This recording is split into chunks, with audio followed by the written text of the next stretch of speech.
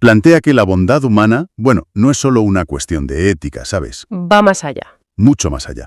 Podría estar conectada con lo más profundo de la realidad, con lo divino. Entendido en un sentido amplio, claro. Eso es, en un sentido muy amplio, e incluso con la estructura misma del universo. Sugiere que el bien podría ser como un principio universal, más allá de si crees en una cosa u otra, o si no crees. Es una propuesta fuerte. Sí, es un texto denso, a ratos poético, pero con mucha carga filosófica, teológica.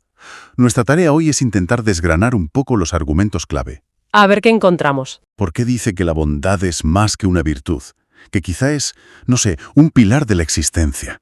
Vamos a intentar aclararlo. Exacto. La idea es ver cómo el texto va tejiendo esa conexión, ¿no? Cómo lo relaciona con distintas tradiciones, ya sean espirituales, filosóficas, e incluso con reflexiones más modernas sobre la conciencia o qué pasa después de la muerte. Buscaremos entender por qué le da a la bondad esa dimensión tan trascendente. Casi como una ley física del espíritu, si me permites la metáfora. Me gusta la metáfora. A ver, el punto de partida ya es una declaración con fuerza. Dice, a Dios no lo ha visto nadie nunca, pero sabemos que Dios es todo lo bueno en su bondad infinita que hace el bien. Ajá. Y de ahí saca una conclusión que, llama la atención. Quien se alza contra el mal, camina con Dios. Incluso siendo ateo. Incluso si es ateo. Eso ya marca el terreno, ¿eh? La bondad como un vínculo directo con lo fundamental. Llámalo Dios, llámalo la raíz del ser, como quieras. Y aquí lo interesante, creo yo, es cómo el texto intenta demostrar que esto no es cosa de una sola fe, que es una idea que resuena en muchos sitios. No es solo acumular ejemplos, dices. No, es como señalar un patrón. Menciona, por ejemplo, el Dharma hindú. El Dharma. Que es, vivir rectamente, en armonía con el orden cósmico. Entiendo. O sea, no es solo portarse bien, sino actuar acorde a cómo es el universo, algo así. Precisamente. Y sigue con la meta budista, ese amor benevolente, universal, y la idea del buen karma. Las acciones positivas te elevan, digamos. Ya. Aunque el budismo clásico no hable de un dios creador como tal. Claro. Luego salta al Wu Wei, taoísta. El Ku Wei, que a veces se traduce mal, ¿no? Como no hacer nada. Exacto, cuando en realidad es más bien actuar sin forzar, en sintonía con el flujo natural de las cosas, el Tao, que se considera bueno en sí mismo. Vale. También menciona la Rahma, la misericordia, que es central en el Islam, o la Tzedek, justicia, y Gesed, esa bondad amorosa, en el judaísmo. Y el cristianismo, claro. Y por supuesto el amor y la entrega en el cristianismo. Y lo significativo es que no se para ahí, en la religión. Lo conecta también con la ética laica.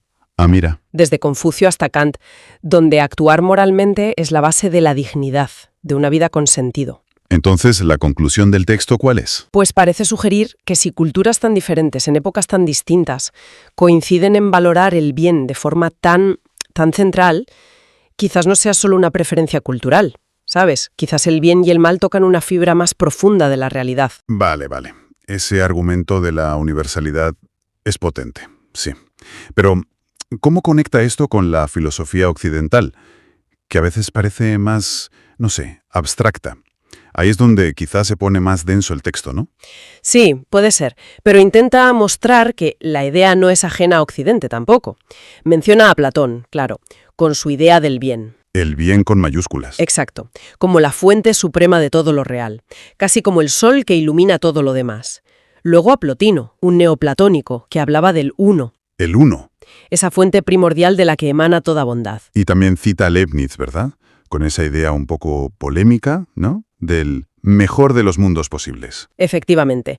La idea de Leibniz es que un Dios infinitamente bueno, no podría haber creado un mundo que no fuera el mejor posible, a pesar de las apariencias. Es una forma de vincular la existencia misma a la bondad divina. Justo. Incluso se atreve a mirar a Schopenhauer. Schopenhauer, el gran pesimista. ¿Y cómo encaja él aquí? Pues el texto rescata su idea de la compasión. Schopenhauer pensaba que el mundo está regido por una voluntad ciega, egoísta. Sí, una visión bastante oscura. Desde luego. Pero veía en la compasión genuina el único acto ético capaz de romper esa cadena, de trascender el egoísmo. Es como decir, mira, incluso en la visión más oscura, la bondad emerge como una excepción significativa, una grieta por donde entra otra luz. Es una lectura, Interesante, ¿sí? Buscar ese hilo de bondad hasta en los sitios más inesperados. Y esta idea de trascender nos lleva a otro punto que el texto aborda sin tapujos. Ujú. La persistencia de la conciencia después de la muerte. Esto ya entra en terreno metafísico puro, ¿no? Totalmente. Y es crucial ver cómo lo plantea, no tanto como un dogma de fe, de esto te lo tienes que creer sí o sí, Sí, no. sino más como una especulación filosófica, casi una hipótesis sobre la naturaleza de la conciencia.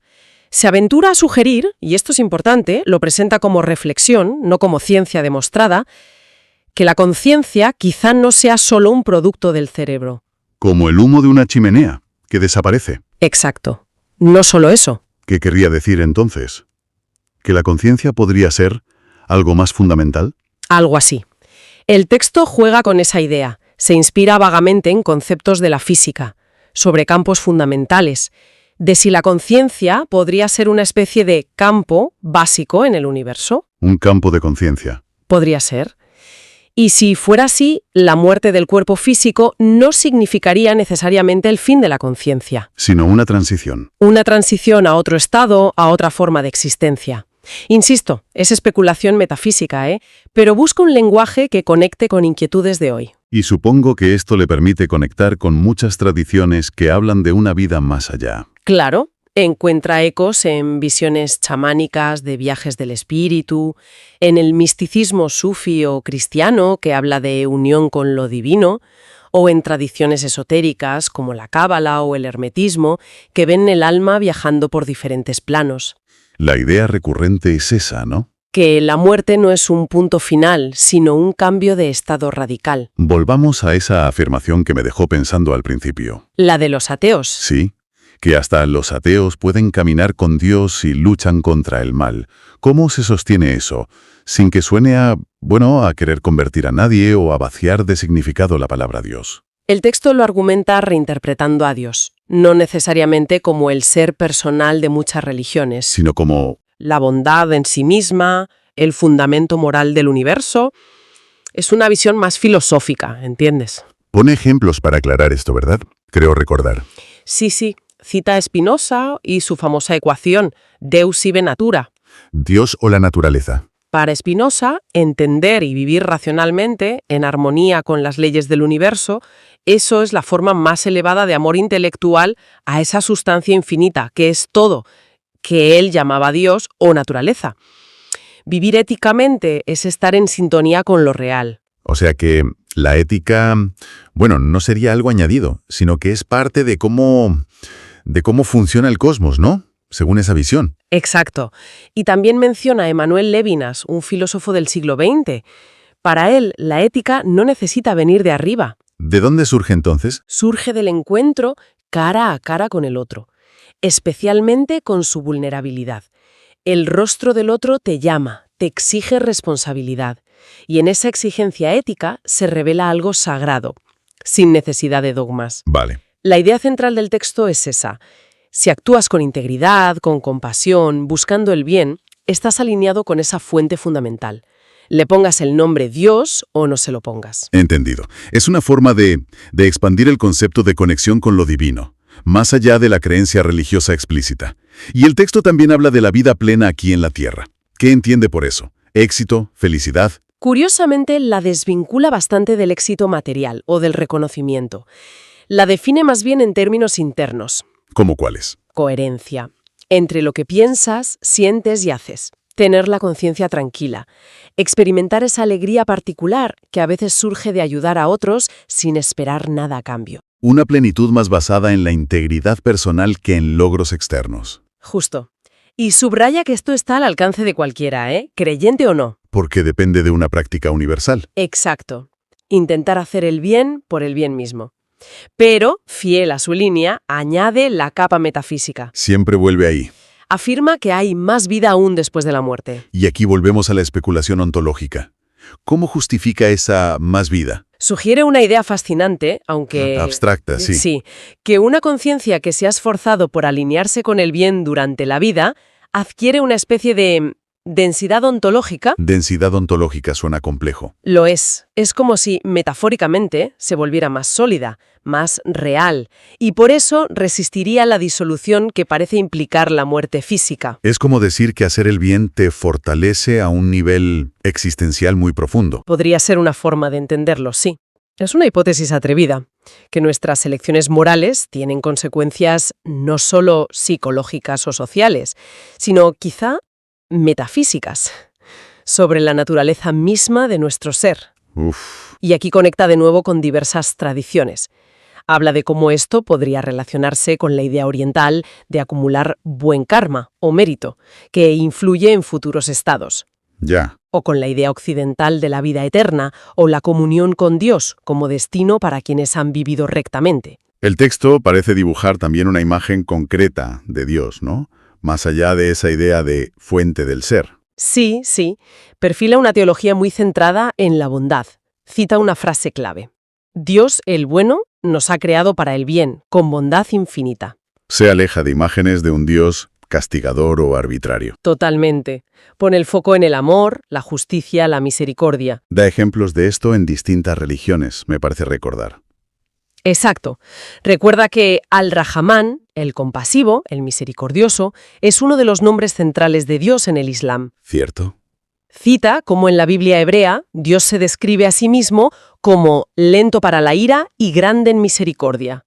O como Krishna, en el hinduismo, se presenta como el amigo de todos los seres. La idea que transmite es: Que la creación no es un acto de poder, sino de generosidad. Dios crea porque es bueno y quiere compartir esa bondad. Lo creado, de algún modo, refleja esa bondad original. y casi al final el texto incluye una declaración muy personal. Dice: las dimensiones de Dios y la vida después de la muerte pueden ser prescindibles para algunos, pero no lo son para mí. ¿Cómo interpretar esto? ¿Es un intento final de convencer o...? Yo creo que es importante leerlo no como un dogma impuesto, sino como un testimonio personal, un acto de honestidad intelectual y espiritual. Vale. El propio texto reconoce que hay muchos caminos, que el escepticismo es legítimo, pero al mismo tiempo quien escribe afirma su propia convicción, basada quizá en su experiencia o reflexión. No dice esto es así para todos. No, dice, esto es así para mí, y es fundamental en mi visión del mundo.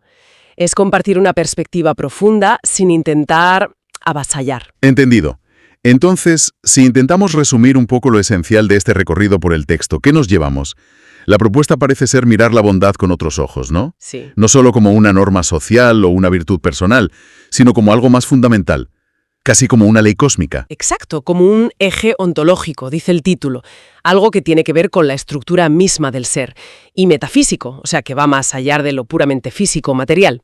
Se presenta la bondad como una especie de brújula universal. Eso es, que, según el texto, resuena en todas las culturas y nos conecta con algo más grande. Llámalo Dios, ser, Tao, realidad última, el nombre es secundario aquí. Y la implicación práctica sería que actuar con bondad conscientemente no es solo ser bueno, ¿No? sino alinearse con esa estructura profunda del universo. El texto dice algo así, ¿no? Que la bondad no es ingenuidad, sino fuerza. Sí, no es debilidad, sino coraje. Justo. Y esa frase final que mencionaste antes, el bien es la huella visible de lo divino en la historia humana. Es muy potente, ¿eh? Ciertamente lo es. Y deja flotando una pregunta. Bueno, para quien quiera seguir dándole vueltas. A ver, si aceptamos, aunque sea como hipótesis de trabajo, esta idea de que la bondad consciente tiene una resonancia tan profunda, quizás incluso cósmica, ¿cuál podría ser el verdadero impacto acumulado de nuestros pequeños actos de bien? ¿Te refieres a si nuestras decisiones éticas del día a día, esa pequeña ayuda, esa palabra amable, esa elección justa, Sí, podrían estar, de alguna manera invisible, tejiendo la propia realidad? exactamente. ¿Podrían nuestras acciones sumadas estar contribuyendo a inclinar la balanza del mundo hacia el bien, de una forma que va más allá de lo social o lo psicológico, tocando quizás esa estructura metafísica de la que habla el texto? Es una idea. Vertiginosa, sí, sin duda, para seguir explorando por cuenta propia.